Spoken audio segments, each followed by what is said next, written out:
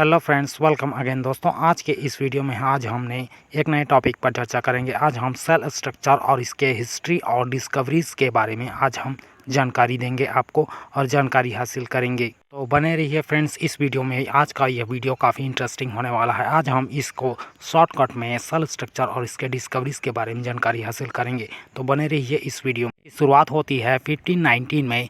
जैकरियस Johnson ने अपना एक माइक्रोस्कोप तैयार किया, जिसके कारण उन्होंने अपने माइक्रोस्कोप के आधार पर छोटे छोटे माइक्रो ऑर्गेनिज्म जैसे वस्तुओं को देखने में सहायता मिली। इसी तरह लंबे समय बीत जाने के बाद इसे और डेवलप्ड और काफ़ी इम्प्रूव किया गया, जिसके बाद 1665 में सीधा रॉबर्ट हुक ने अपना एक एक्सपेरिमेंट किया और अपने एक्सपेरिमेंट में उन्होंने एक प्रकार का उपयोग किया, जिसमें उन्होंने कार्क का एक पतला स्लाइड लिया। इसी तरह कार्क के एक पतले कार्ड को लेकर उन्होंने अपने इस डेवलप्ड हुए माइक्रोस्कोप में सीधा स्लाइड में करके देखा।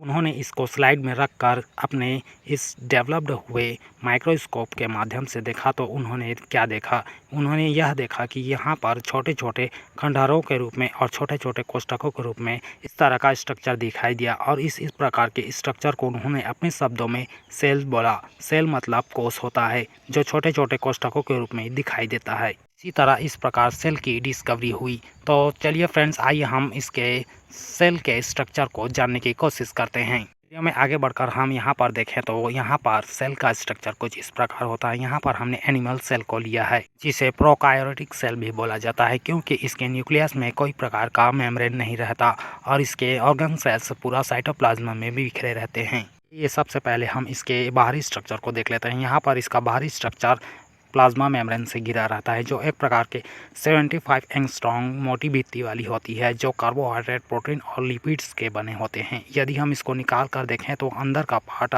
साइटोप्लाज्मा का होता है। के साइटोप्लाज्मा वाले भाग में इसके सेल्स ऑर्गन्स भरे रहते हैं, जो इस प्रकार बिखरे हुए रहते हैं। आइए हम इसको बारीकी से समझने की कोशिश करते हैं और इसके साइटोप्लाज्मा को हटाकर इस प्रकार खोखला और हॉलो स्ट्रक्चर को देखने की कोशिश करते हैं। सेंटर वाले भाग को देखें तो इसके सेंटर वाले भाग में न्यूक्लियस पाया जाता है, जो एक प्रकार का बिखरा हुआ रहता है और इसके सेंटर में सीधा क्रोमोसोम्स सेंटर में पाए जाते हैं।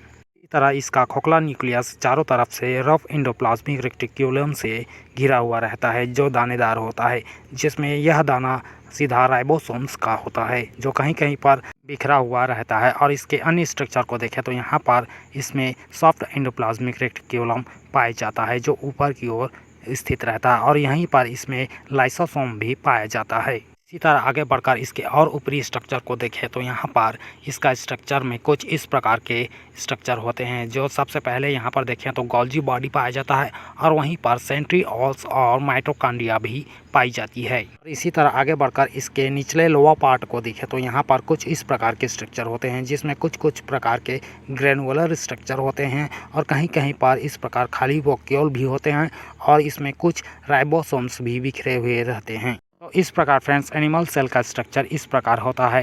तो दोस्तों, वीडियो में फ़िलहाल बस इतना ही। अगले हम एक नए टॉपिक पर जल्द ही आप इसी से रिलेटेड एक नए वीडियो पर जल्द मिलने वाले हैं। तो दोस्तों, बने रहिए हमारे चैनल पर।